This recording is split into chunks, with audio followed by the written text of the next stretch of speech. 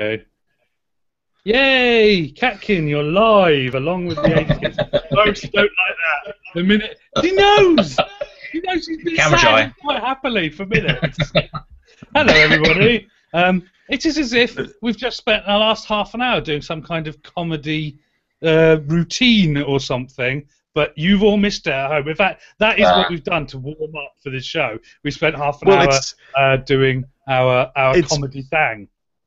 It's bamboozling for the live Google Hangout viewers, but for the people who've been listening to the archive version, totally normal. Totally normal that we should wait 30 minutes until we introduce ourselves. Well, yes, I guess so. Yes, for those of you out there in Hangout land, I'm afraid you're also going to have to listen to the podcast because there is extra material which we cannot do. Well, I suppose we could have done it live, got some piece of paper out, had a sort of a manual sound effects bank, cowbells and things like that, but we've chosen to not do that and instead save it as a little special audio exclusive. So you will enjoy that when you hear it, and those people who are listening to the podcast, you will enjoy it, then as well. But of course, we are the 80s kids, all of us here today, and not for the last time. For the last time, we're here today doing a live thing as a weekly podcast, but we will continue to be the 80s kids, so you can all rest assured that. More on that later on, but of course, I am Leo, and joining me tonight is, of course, Ian. Ian, yes, I'm here too. Hello, everybody. I'm here again, live from Australia. Our American listeners are probably a bit put out because it's about 5:30 in the morning a.m. for them. So this has ruined their sleep-ins. Well, of course, you live in Australia, Ian, so that's why we have settled upon this time to so record. It's all my fault, is it? It's my fault we're thumbing the American listeners. That's basically what I'm saying, yeah. And from the other side of the country, my country, that is, not Australia, Justin. Hello. I'm a little confused about my setting because I've just moved flat, but I'm not currently in my new flat. I'm actually at my parents', so it's all over the place. But anyway, I'm hopefully a bit more focused than my surroundings. I'm not. I can't remember, and I haven't watched it recently. But I'm pretty sure you did the summer movie predictions from your parents. So it's something people have seen before. Here with podcasts, yes. Yes. So we've never actually seen Justin's house flat any time. He could be lying about having a flat. He's like a fantasist. He doesn't want to feel like a complete failure because he's still living at home. I'm really out on the street. I'm looking for a new apartment. Oh, and then turn the camera on. I just happened to be at my parents this week. It was just a thing. The fact that I've also brought my washing back makes me feel like I'm a student because my washing machine isn't working. So it's like, there you go, Mum. Hi, it's my enormous bag of laundry. So yes. There we go. Fun factoid for the last podcast. Justin's mum does his laundry. So there we go. I mean, normally she just comes over and does it, but you know, no, not really. You're digging a hole, Justin. You're digging a hole. Yes, I am. All right. So there we go. More than you ever wanted to know about the 80s kids, right there.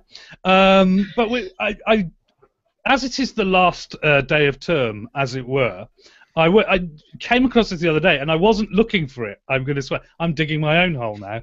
I wasn't looking for this, but I happened across a text file. And that text file contained the full draft. We did a thing before we did this podcast where we went away and said, just think of anything, put it all in a text file. Now, I think I've only got my suggestions in here, but I found a massive text file called podcast titles, which suggest alternative titles for this that you are listening to right here, right now.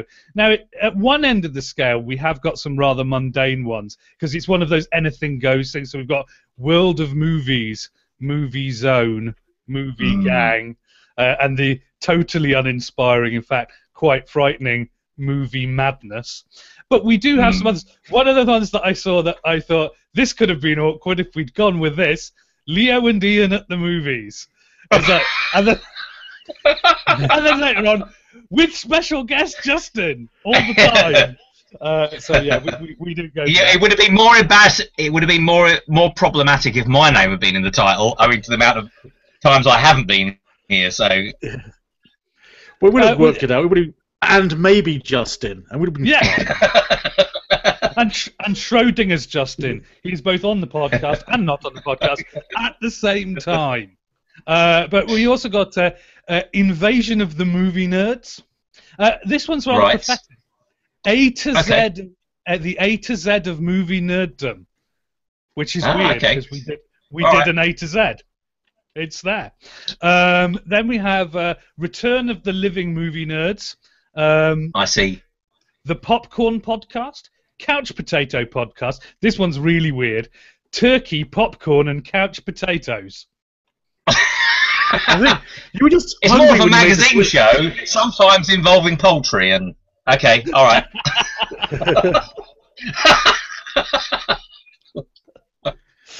That's foul. Sure. Oh dear. Yeah, I'm going to come up with another title. I've got another title here that suits that. Movie Stop. But after that is the. I think this one may have got rejected on the grounds of just being a little bit disturbing. Entertainment Autopsy. Yes. It sounds like a show. Well, it sounds like the kind of show not to impugn Channel 5 in the UK, but it sounds like the kind of thing they show round about 10 o'clock. It's like, who's died this week on Entertainment Autopsy? They just wheel in some D-list celebrity and crack open the chest. I have to say, it wouldn't make a very good. It wouldn't make a very good podcast, but it would be, it would be an entertaining show, maybe a live hangout, autopsy. Then I went on a bit of a pop culture tip. I went for pop culture surfers, which when we came to do the live, there we go. Okay. There's no way those guys are surfers, but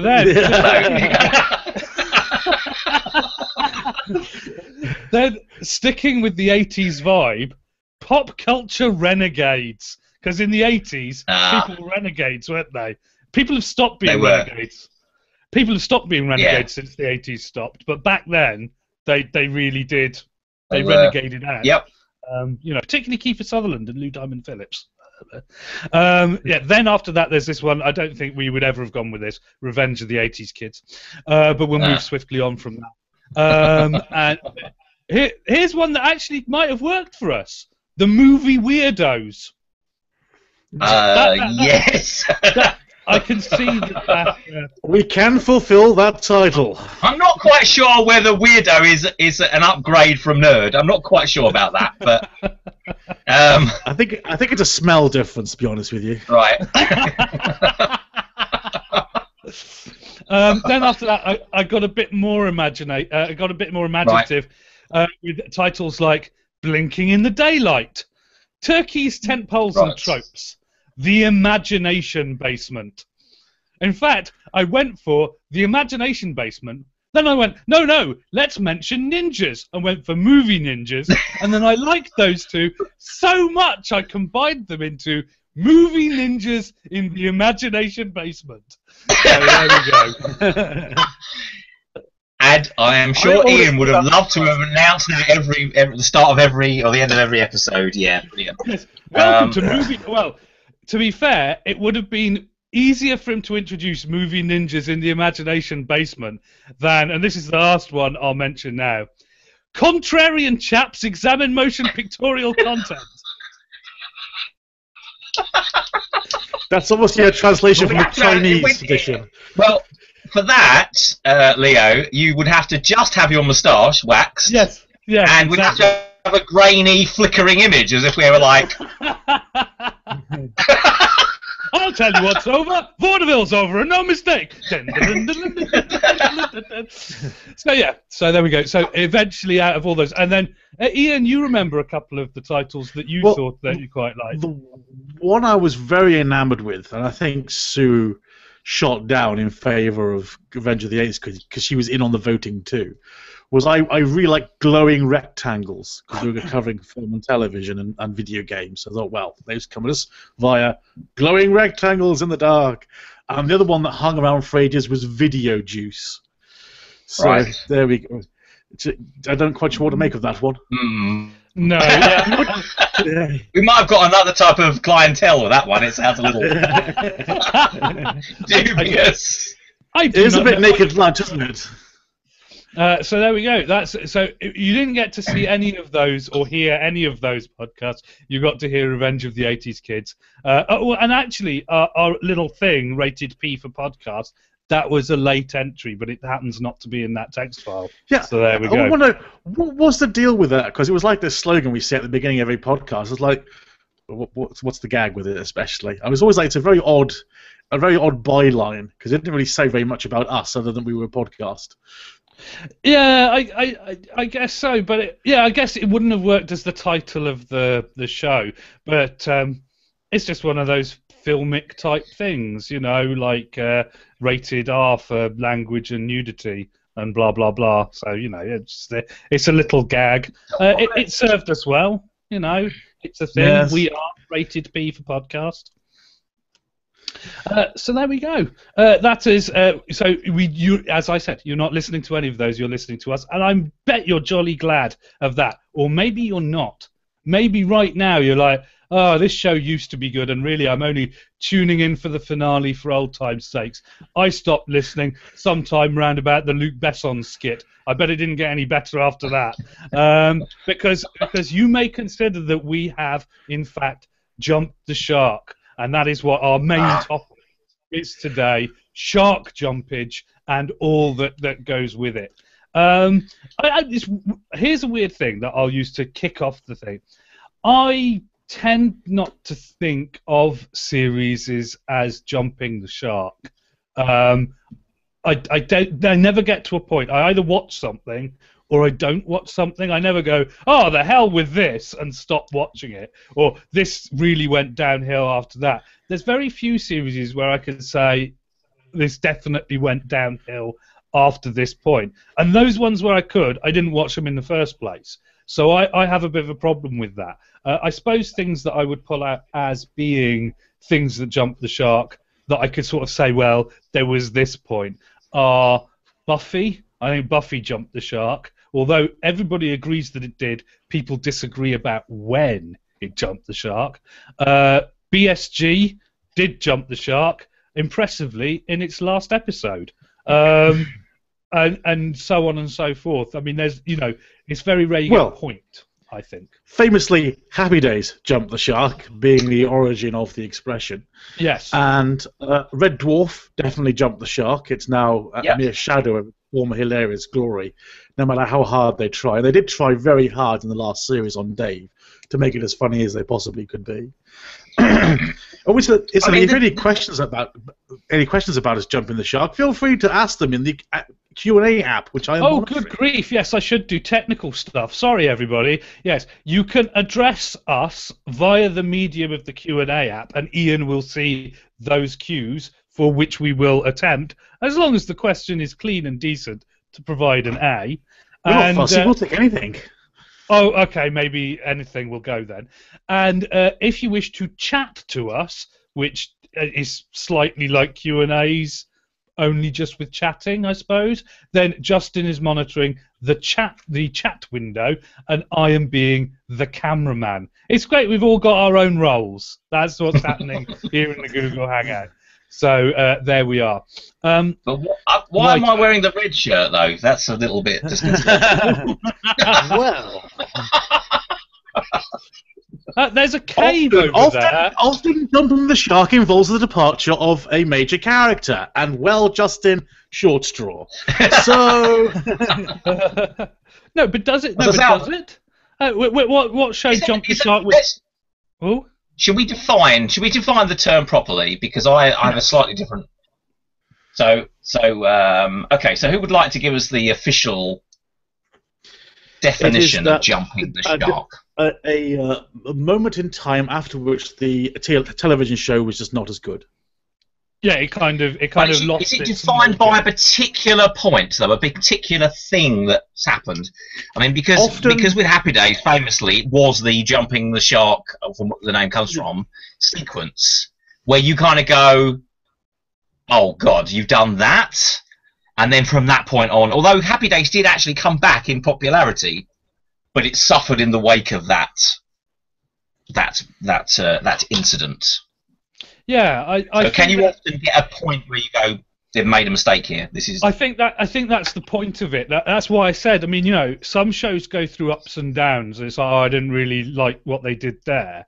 But I think shark jumping is a point at which you, as the audience, know this show is never going to recover from X. I mean, one of the most famous ones, the term wasn't even familiar, and that was the Dallas thing with the aliens and waking up in the shower. And then people talked about that for years afterwards. The aliens was from the last episode of Dynasty 2. But yes, the waking up in the shower. The show wasn't from Dynasty, that was from Dallas. Well, there's two things. There's two shows. But this is how much I paid attention to the time. I just assumed that would be, wow, okay, yes, I remember that's right. There were American sitcoms about rich people. But everything's a dream in Dallas. Everything's a dream. You know, basically, we kind of cocked up on killing characters off and everything else. I guess was the point where you go, yeah. I mean, not that I would have watched Dallas avidly, but even then I went, wow, that's pretty stupid. And if you would have done, that's a pretty insulting to the audience to go, just forget that last season or two. That didn't really happen. Bobby Ewing was killed off in a hit and run at the end of one season, and then, that's right. Of course, it was felt like kind of a mistake in retrospect. So, of all the methods they could have used, I mean, it's a soap opera for far-fetched plot lines. They could have had he faked his death because he had to go on a secret mission. That would have been better than I think what we got. Anything. One of my pet hates with any kind of film or TV is when you just tell the audience what they've been watching isn't real, or is somehow people have gone back in time and that doesn't count, or like that you wake up in a shower and it's a dream. I think because basically it means that the rest of your time up to that point is a complete. You might as well have been doing something else, because it really has no relevance on any of the characters and their actions. My recent grief for this was with oh god, I've forgotten the Arabian Nights thing with Jake Gyllenhaal. What's it called? You know, based on the video game. Prince of Persia, thank you. I mean, okay, spoilers, but you've had time to see this film now anyway. But you watch the film, and then basically it resets, like, almost right back to the beginning, at the end, of which all the characters and all their relationships now mean nothing, because even, like, the love interest, because all of that has been developed in the 2 hours you've been watching this bloody film. So that is like, oh, okay, so... Right, fine. I might as well just have seen like the first 20 minutes, and then not bothered and saw the very end, because nothing has any consequence. But sorry, get out of my chest. That's something I really don't like. No. It's a podcast made for ranting about stuff. I've got a few lined up myself. Really, that's what gets me mad with stuff. Ian, what have you got lined up? Come on. Well, really, I think jumping the shark, yes, it's a nice little internet meme, but it's also problematic as well. As if you're in fandom, pretty much you can guarantee any episode that isn't quite as popular, or perhaps had a bit of an outrageous idea, or a bit of a plot twist in it, or a moment of silliness that is extended, perhaps too long than it should be, automatically becomes, oh, it's jumped the shark. The number of times I've read, oh, this week Doctor Who jumped the shark, is that by now we should have like an entire ocean of sharks has been cleared by Doctor Who, as far as I can tell. So it's jumping the shark, because the whole thing about Happy Days, that was Happy Days' lowest moment. At the time you watched that, you would have just gone, that wasn't a very good episode, that was a bit silly. They kind of popped the bubble a bit there, I think, maybe. But it would have been back next week and hopefully okay, and indeed it did recover. It was only in retrospect someone said, oh, that's where it jumped the shark. It was never as good as after that. That it kind of fell into... So it's a retrospective thing, but people are always keen to find it as they go. And you know, worst episode ever factor. It's become a rallying call for the geek on the internet who's just there to be about stuff, and so I think it's kind of become a problem. I think you can only really say jumping the shark as an autopsy moment. Really, once a series is over, and you can look at the high points and low points of a series and go, well, this is the peak, and obviously it tells after that. It's not really fair to say a show has a peak and then tells off and go, well, this is a jump the shark moment. The jump the shark moment implies a structural fault. It's where the thing got broke and then slowly died. Whereas, I think the intention of it is to say, this is the thing where if the writers think this is what people want to see in an episode, it signals that those writers have no more ideas left to give. They've got nothing left for this show with these characters, and so the show limps on through the barrel scrapings of what is left of what used to be a good idea. I think that's what it is. It's like, just kill it now. You've done this. You've got to realise that's the end. As often the way back in the day when series didn't have series finales, they just had series when there's new one every year, then they stop. Typically the last series of a show was kind of their weakest because the production team was getting tired, or had changed, or the star had disappeared, or the budget was getting lower, or whatever it was. Your last series didn't tend to be very good, and so you didn't get a new one. But then people can look back and go, that was jumping the shark, that last series. It's just all rubbish after that. It's a very mean, negative observation that doesn't help particularly. I think is my principal objection to the whole theme of this. What this episode's about. Yes, so there we go. I wonder if I don't know what the magic of Google will do with this, but you kind of phased out for me at that point, and maybe you'll have to do some clever audio thing to put in the rest of that rant again. But we shall move on now.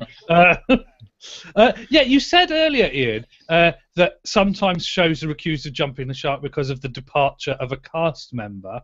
I can't think of one of those. Can you think of one of those? You Red Dwarf, or Justin, in fact. Well, I suppose, Red Dwarf, where Chris Barry left. And Kochanski joined the cast, even though I don't blame her. It was pretty like, that's pretty much it. That's what I thought. That's what I thought when watching that. Series 7 was a bad year. I mean, when the cast don't have faith in the property, that's when you tend, unless they're replaced by someone equally good. Or it's generally a bad sign of things are kind of descending into kind of bad territory. Looking at Stargate, would you say the departure of Dean Anderson was a sharp jumping moment for Stargate? No, actually, well, it depends what you mean, because only if what was on the other side of the shark was a more awesome, different atmosphere to Stargate. There is an argument to be made, and I am kind of on board with this, that when Richard Dean Anderson left, Stargate was not really Stargate anymore, and they really didn't help that with the addition of Ben Browder and Claudia Black, who were a partnership on Farscape, and the fact that in order to sort of entice Ben Browder to bring his Fargate muscle to Stargate, they went, well, you could have a bit more creative control, because those last 2 seasons of Stargate definitely have more character interactions between the main team. That suddenly the team has far more friction. When it was Richard Dean Anderson, a member of the team could go a bit off, but sometimes they were controlled by aliens, and sometimes it was because, Teal'c was a Jafar and had to do a Jafar thing, but it was never really, like, you wouldn't have the whole team falling out with each other unless there was some weird thing happening.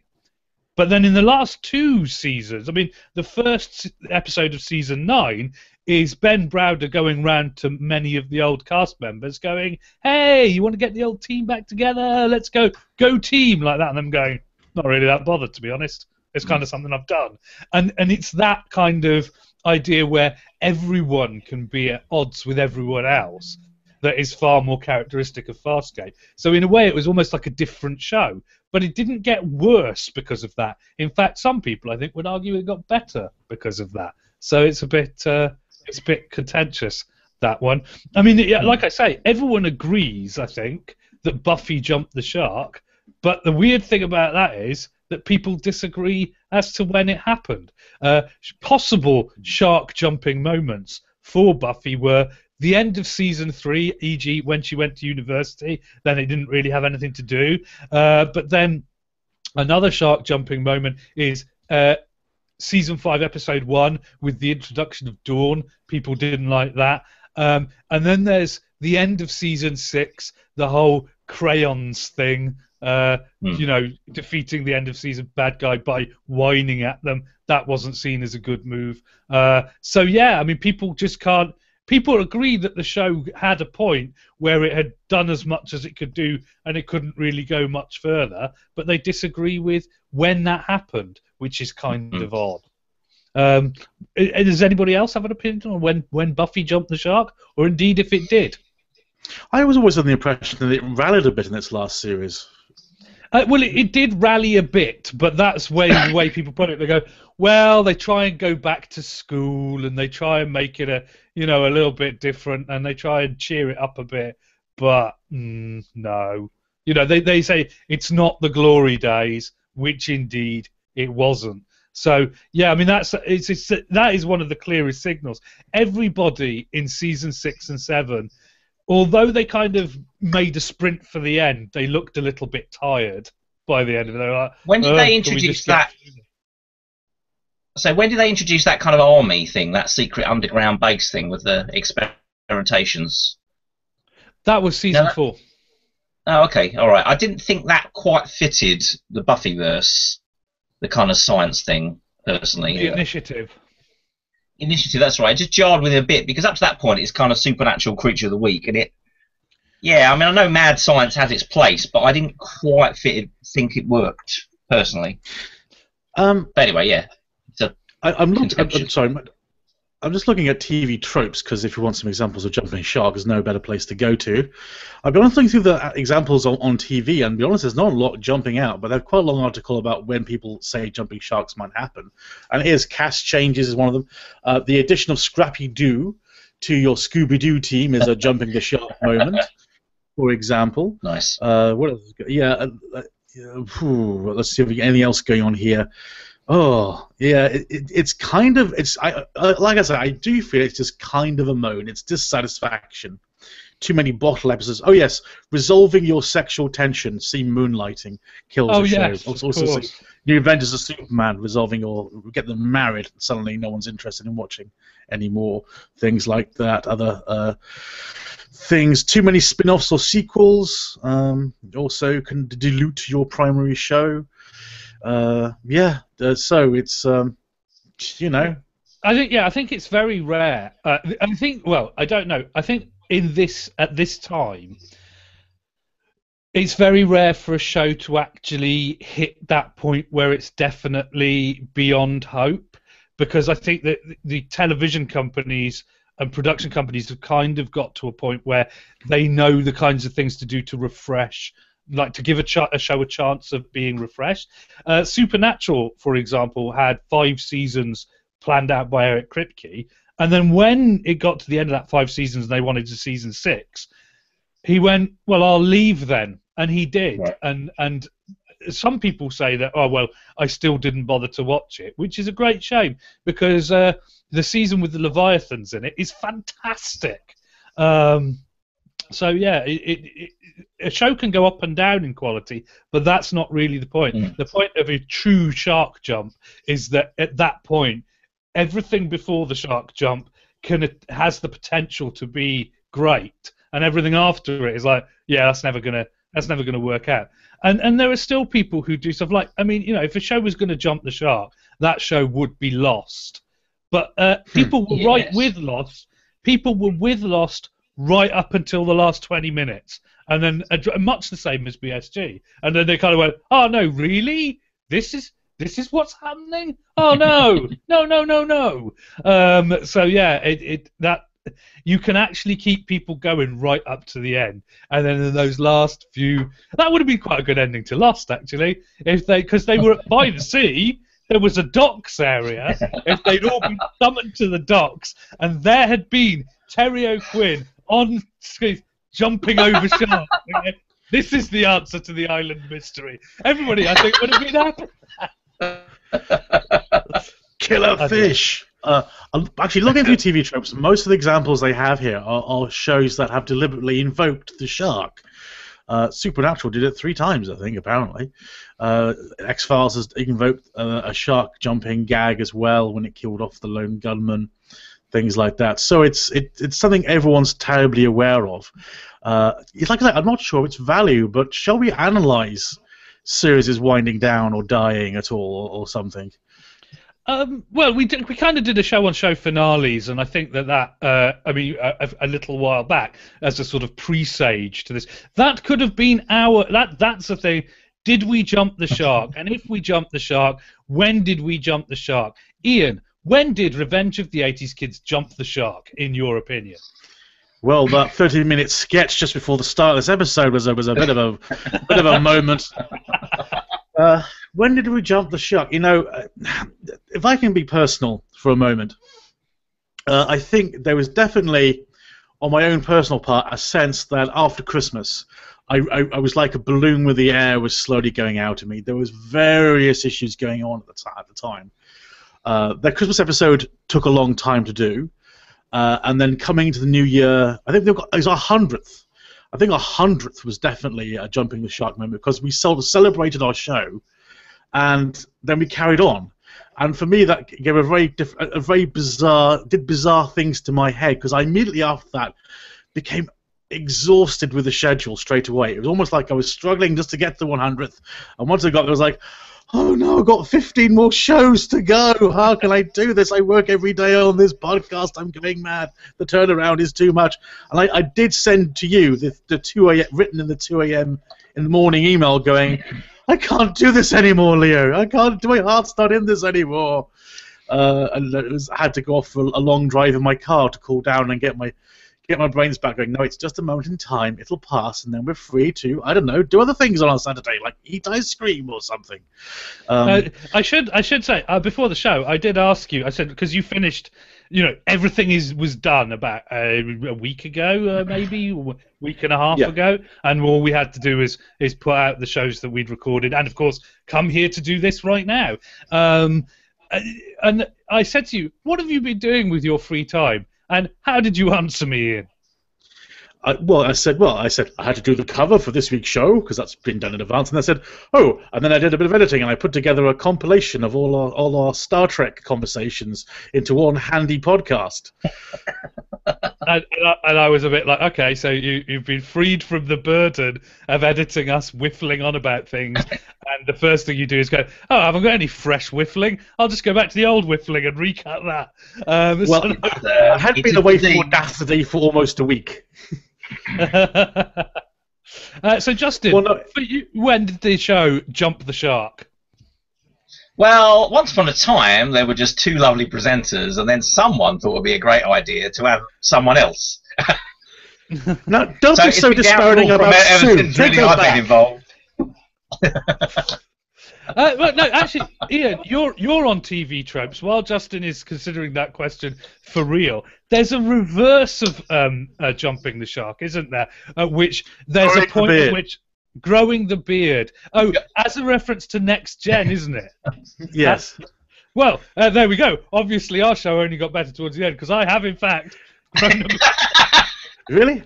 I thought that was just Mirror Universe, Leo. Yes, well, unfortunately, because the cat left, I was going to be Bond villain, evil twin, all of that, but the cat decided she didn't want to be, she wasn't happy with the audience, so she left.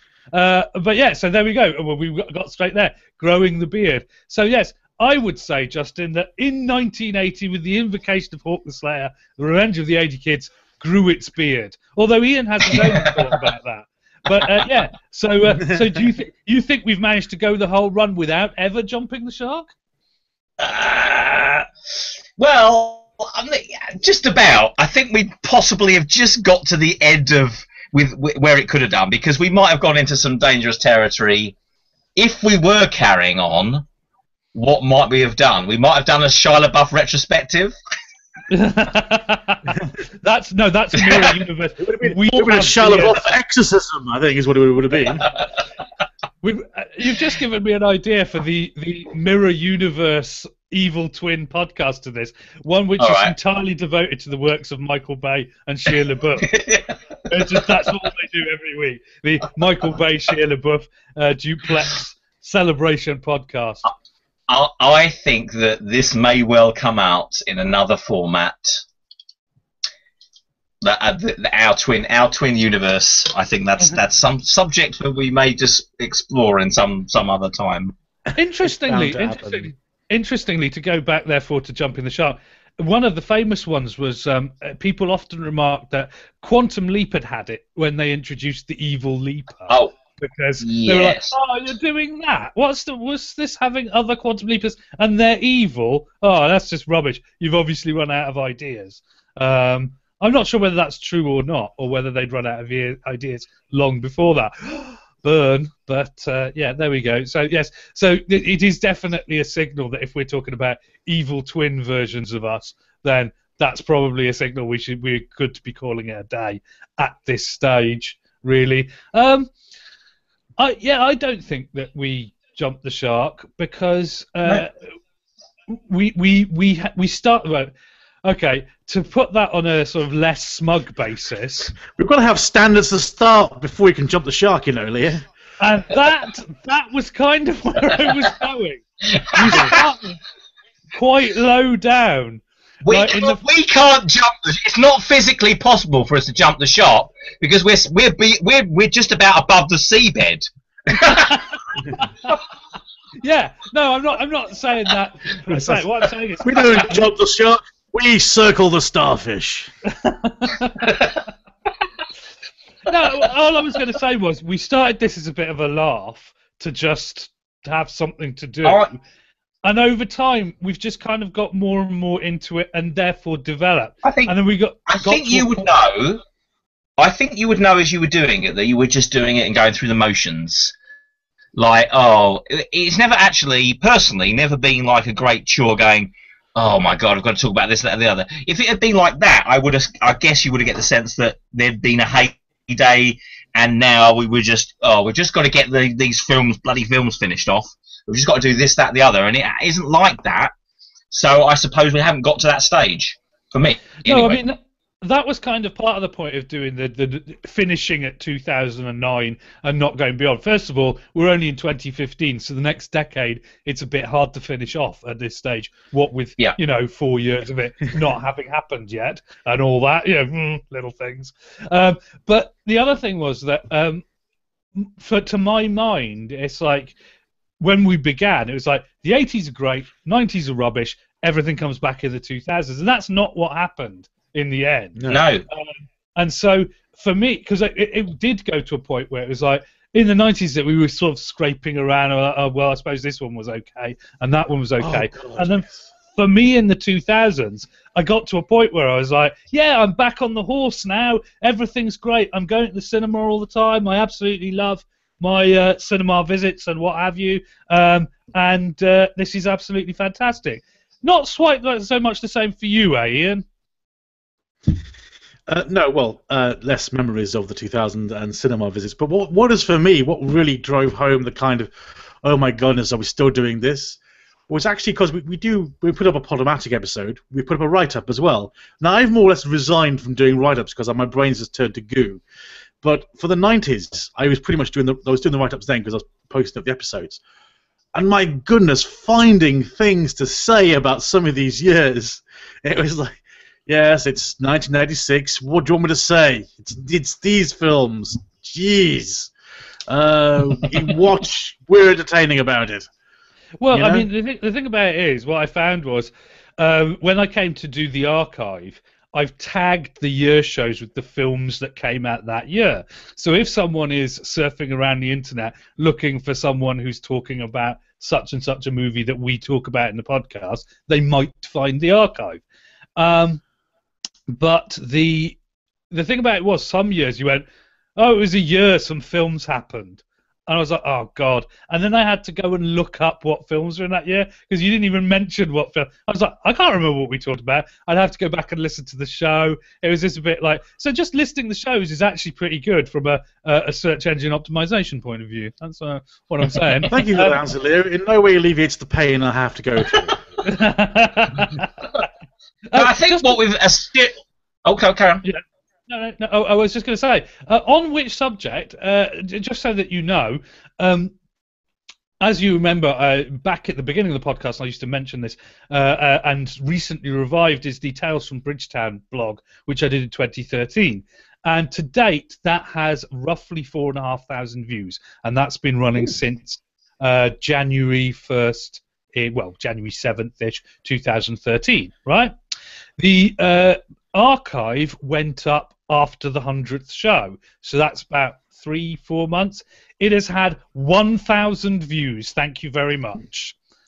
Yeah. So yeah, we're doing good traffic on the archive. Yeah, that's cool. Archive site. People are finding us. That is one of the things I would say. We never really made an effort to get people to find the 80s kids, and recently, having tried to promote something, I've discovered that it's really easy to lose. I've got this picture in my head that in years to come, people are going to say, hey, that was a really cool podcast that I'm listening to now. It's like, where were you at the time? Didn't know it existed. All right, okay, fair enough. So, yeah, getting people... The great thing is, though, you can watch this. It's not like we're talking about current events, not that current events. So all of that stuff is just an examination of, it's nostalgia. So you can quite easily watch this in the future, or listen to it, I should say. Yeah, it has to be said. There is a bit of a donut hole in our film commentary, because if you listen to the entire run, anything from the time that we started onwards, there's news about. So our opinions of films that came out from 2013-ish until now, and obviously what we thought about films up until about 2009, but then from 2010 till 2013, there's this gap where we only mention films in passing because they're not part of year shows and they're not part of news. So our opinions on things like Iron Man 2 will forever be a mystery. Well, unless we do, specials in the future that kind of compile maybe a Marvel. Ah, well, you see now that's very nicely segued, Justin, because it is probably time that we should discuss the future for the 80s kids, because of course those people who have been following the podcast, of which there are a few, may be concerned. This is, once this is over and done with, the Revenge of the 80s Kids as a weekly window into the world of movies and TV and all of that kind of stuff, it's done. We are sticking a fork in it. But are the 80s kids going away forever? Oh, no, they're not. Why? What are we doing, Ian? Tell us what we're doing. Are we growing beards? No, we're going to be going on to doing other audio projects. Well, for a start, there's kind of a spin-off of this podcast occurring, involving the, shall we say, skit versions of us, which will be our continuing adventures. That's definitely one thing that's happening, and we're going to be doing a kind of weird mini-series which kind of includes the best of our most recent skits and incorporates them into an ongoing storyline, which leads into the series proper we'll be doing as well, about the further adventures of the 80s kids from those skits, what we did. That's kind of the big thing we're doing, isn't it? That's the I think. Well, no, I think rather than being the big thing that we're doing, I think that's the thing that we know what we're doing. Really, we know that. For a start, the 80s Kids, the mini-series, which is an attempt to tie together many of the skits. Because I think to someone who's been listening at home, at one point our skits were all like, and then we drop into a thing that's about what the show is about, and we do that for like 4 or 5 minutes, and then we get on with the show. And that was it. So they kind of got used to listening to, oh, there's no continuity. This week they're fighting ninjas outside a car because it's a Luc Besson retrospective. And this week they're on the Titanic because they've time traveled there because it's 1990, whatever it was, when Titanic came out. And so on and so forth. But then over time, we kind of started to pick up a continuity. And then I think there is a possibility that people will have got 4 or 5 bits into the continuity for that. Hang on, there's a continuity here. I can't be bothered to go back and listen to their old shows. I'm just going to treat it as if it isn't. The other thing is that towards the end, when we'd worked out what the continuity was, with the old skits, I've kind of tried to stitch those skits together using extra bits of dialogue and extra scenes. But towards the end, what I've done is cut bits out of an ongoing continuity to make it more like the rest of the show, where everything has no context. So hopefully the experience of listening to the 80s Kids, the miniseries, you'll get some bits where you'll go, yeah, I remember this skit. And then there'll be other bits where you go, oh, right, okay, so that joins up to that, and then this goes, oh, right, I understand it now. So I hope that's what's going to happen. And then following on from that, the miniseries, the 80s Kids, the miniseries, is very much like Battlestar Galactica, the miniseries, in that it will set up how we're going to go forward into the 80s Kids series. But that's not all the 80s Kids have to offer in the future, is it, Ian? Why don't you tell us about some of the other ideas that have been floating around? Well, I don't think we want to discuss our nude calendar just yet, Leo. Oh, you mean, yeah. We will need vastly sized buns, I think. I should point out that we had 7 viewers and now we've got 0, just by you mentioning that. So I don't think that's going to be a good... No, I'm joking. I'm joking. I'm not telling you how many viewers there are or how many left when you said nude calendar. Or indeed when the viewership went up. Let's just gloss over this. Yeah. Quickly. Yeah, let's begin the podcast again. Hello, everyone. Welcome to the final episode of Revenge of the 80s Kids. Let me tell you what's coming up. Well, for a start, I have been for a long time saying I want to do a serial. I want to do a supernatural serial, and that's something I've just as kind of a proof of concept, because we've been doing fun skits where we're in space and we're fighting aliens and, you know, doing horror pastiches and things like that, and that's kind of spoofy. So that's all fun and games, but I really wanted to go like, no, serious face on, guys. Let's do some proper drama with escalating tension with a supernatural. All right. Well, okay. You know, sorry. No. You don't have to be sorry. That's a definite point. One of the things that has kind of snuck up on us while we've been doing this is that after the first couple of skits where we just would shove some silly music and a couple of sound effects on, over time it's become increasingly more sophisticated.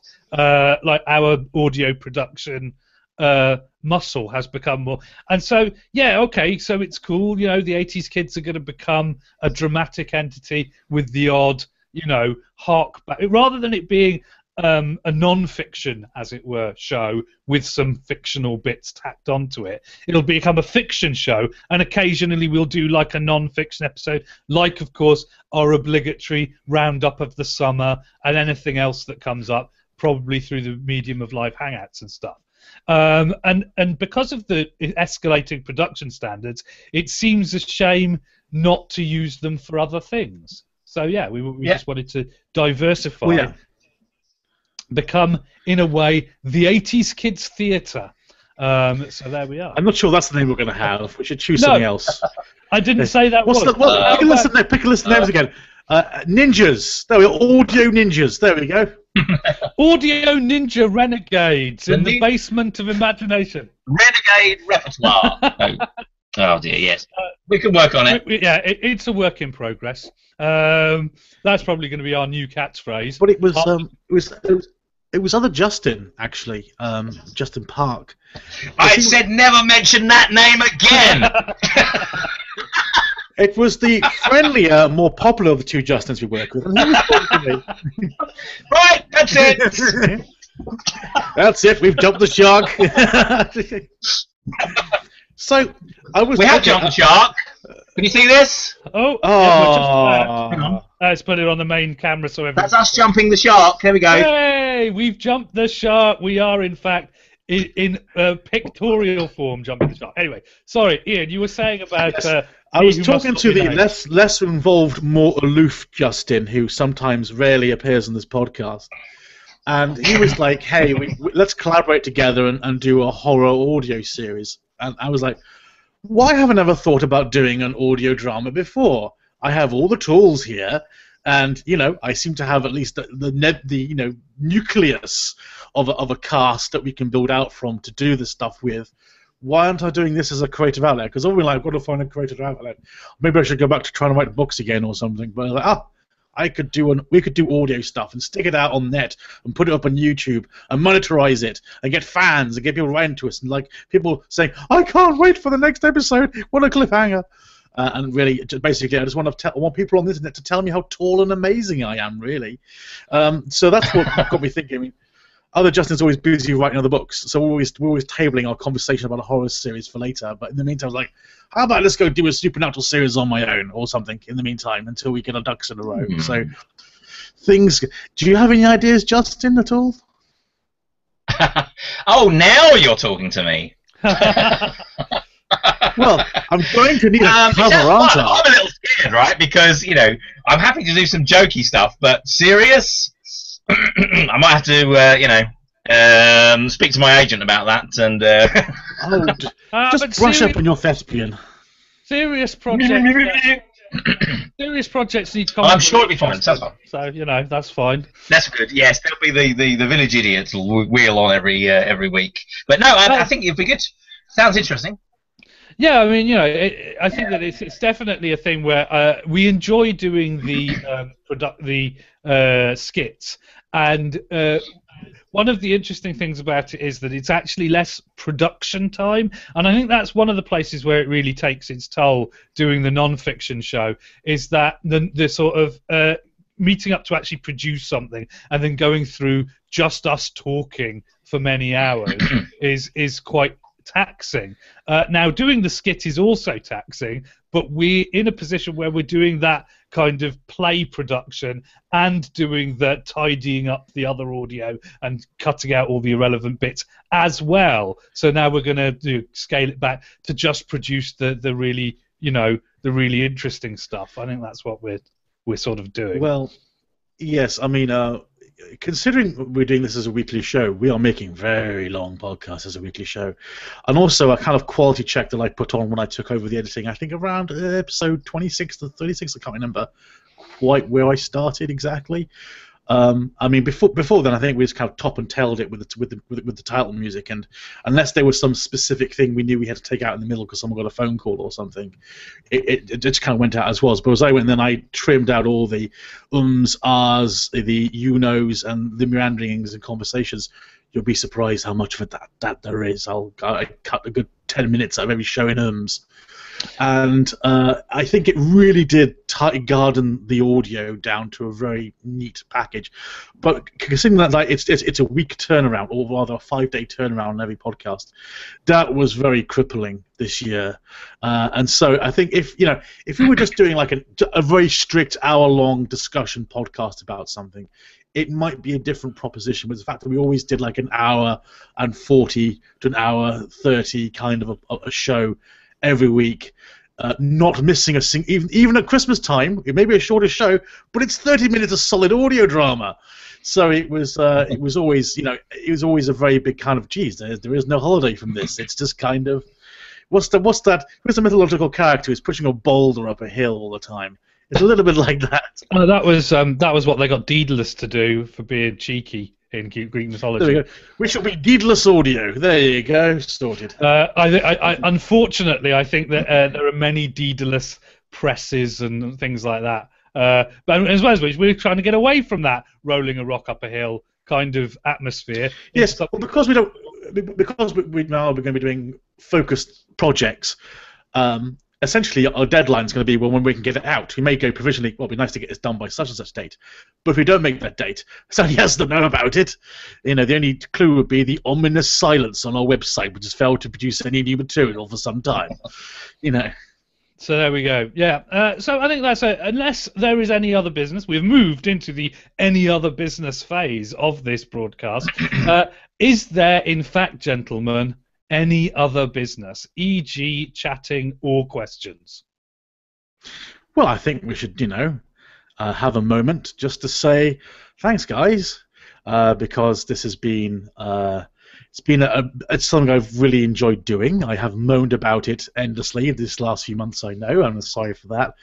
But it's something I'm very proud that I've done, and I don't think I can quite process the fact that this is kind of the end of the weekly grind. And this living monster that I've been living with is kind of coming to an end, and everyone's kind of been here throughout, more or less. Some weeks not, in some cases, but mostly you have been, and it is definitely a segment of my life. Well, you can say that about most things, really, can't you? But I think it's going to take me a while to process this has come to an end. And I think I will look back on this with enormous fondness and a desperate yearning to want to go back and do it all again properly. Well, I think there's definitely an idea of which one of my bugbears is things that don't end, that just kind of stop. 1 week is there, next week it's over. And one of the things I kind of like about, I suppose since the hundreds, but we'd already planned this before then, but I have noticed we keep referring to, and of course the end is coming, and that's kind of nice because it says, well, here was the beginning, then we run through the middle in which we thought it was never going to end, and then towards the end all the signs of the sort of the end started to come up, and then it ended, and then we're done. So we've taken the plane off, flown the plane, and now we've brought the plane into land. The temperature outside is 13 degrees centigrade, and the local time is around about 11:30. Thank you for flying Air 80s, kids. We appreciate you have a choice in media-based podcasts. So I think that, it does. The fact that at some points it was like a chore, definitely, is a good thing, because nothing worth doing should be like, haha, we're laughing all the way. This is an achievement that we have made here, and we should all be very proud of that. We set out to do something. In the second or third show, we said, we're going to do this, and we did it, and we also crammed in the alphabet while we were about it, and all of the other stuff that we did. And this is a thing of which should be, and indeed is and has been, a cause for celebration. It's been a hell of a ride, and honestly, I don't think we would have thought of doing audio dramas at all without doing this first, because it would have been something, well, why would we do that? That's what I think. Lars, Justin, it's your turn for that. Yeah, I would like to for a thanks to you two guys, really, because for involving me all in this madness. And to be honest, my involvement in this is is to turn up, have a bit of a laugh, obviously sometimes do a bit of homework, but it's nothing compared to what you have to do to put this together. So and particularly Ian's editing kind of commitments is fantastic.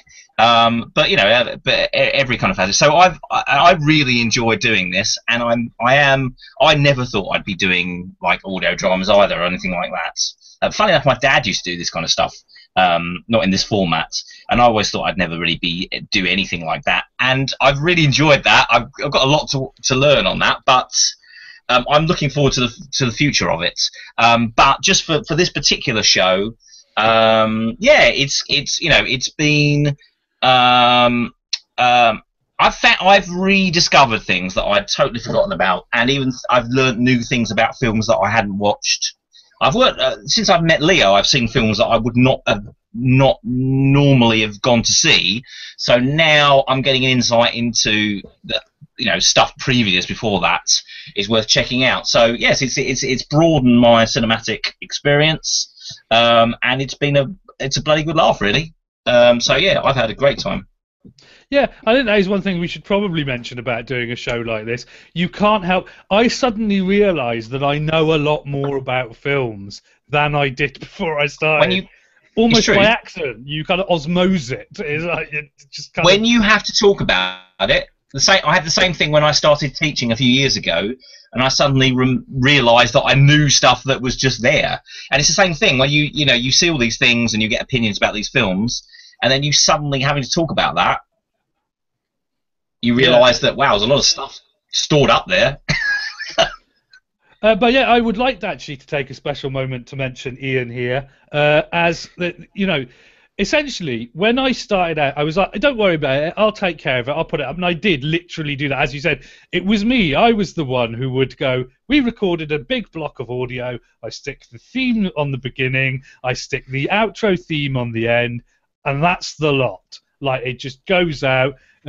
Podcast verite. There's a lot of that goes about on the internet, although I do realise that in every given one, there's someone who edits out all of that stuff anyway. And yeah, if you are one of those people who enjoys the 2 or 3 dudes talking genre of podcast, of which there are many, you have to understand that underneath that, in every case, there is someone like Ian going through and snipping out ums and taking out digressions and just going through the whole thing and polishing it and making it sound like 2 guys who were slightly erudite, or 3 guys who were slightly erudite, talking for a while. Ian's put in a Herculean amount of effort to make the podcast the quality that it is, and also to do all of the skits. I started to get some help, do some help on that with regards to I have a source for sound effects and things like that towards the end.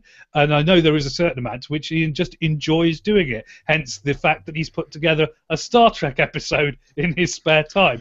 But there's still a point where it's like, there's a difference between doing something because you're just toodling around and doing something because you're compelled to do it. And I think that's where the burden came in, and that burden cannot be underestimated. So everybody should say thank you to Ian for that. Now let's go to a camera picture of Ian looking embarrassed because he's just been my Australian hat. I'm not embarrassed. Hat I have the riches of friendship.